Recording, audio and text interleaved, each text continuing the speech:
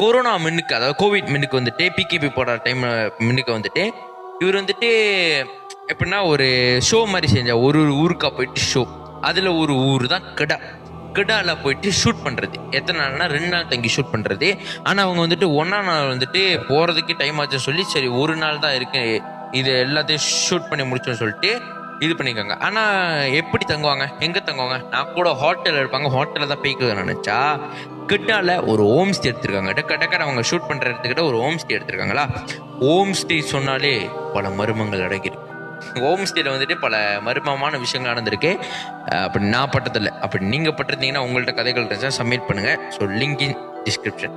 So இவர் வந்துட்டு இந்த ஹோம் ஸ்டேக்கு போயிட்டு என்ன பண்ணியிருக்காரு, அவங்க க்ரூ மெம்பர்ஸோடலாம் போயிட்டாரு. இதில் என்ன சிக்கல்னா, ஓகே அந்த அந்த ஹோம் ஸ்டே பற்றி நான் சொல்லிக்கிறேன்.